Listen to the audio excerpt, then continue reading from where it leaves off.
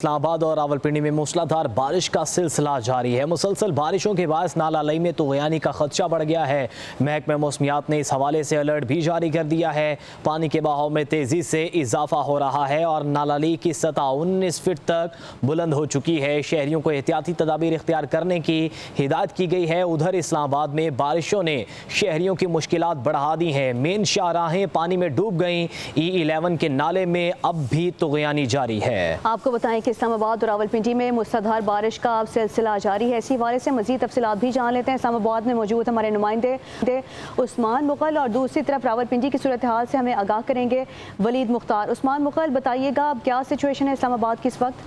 जी बिल्कुल, मूसलाधार बारिश के बाद जो है वो बरसाती नालों में शदीद तुग़यानी देखी गई है और जो शदीद ख़तरे की अलामत समझा जाता है नाला लई, उसमें पानी की सतह जो है वो ग्वाल मंडी के मुकाम पर जो है वो 19 फुट जबकि कटारियाँ के मुकाम पर 15 फुट तक जो है वो बुलंद हुई थी।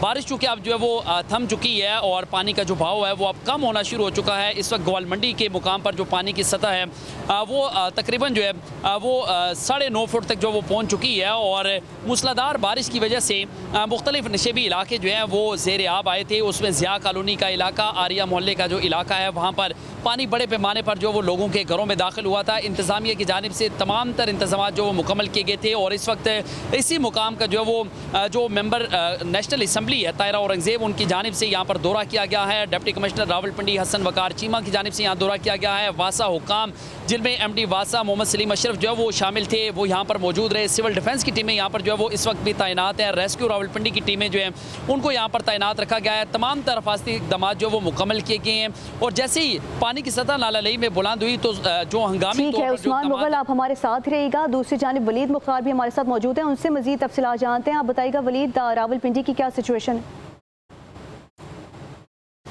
जी बिल्कुल, देखें इस्लामाबाद के दीगर सेक्टर्स की तरह सेक्टर E11 भी आज सपैर होने वाली बारिश से मुतासिर हुआ है। जैसे कि सेक्टर G10 की अगर हम बात करें, G11 की बात करें, G8 और G9 की बात करें तो यहाँ सेक्टर E11 में भी बारिश का पानी जो था उसके बाद सड़कें जो थी वो तालाब का मंजर पेश कर रही थी। मुतादिद गाड़ियाँ जो हैं वो यहाँ पे तैरती रही हैं और शहरी जो हैं उनकी मुश्किलात में इजाफा हो गया।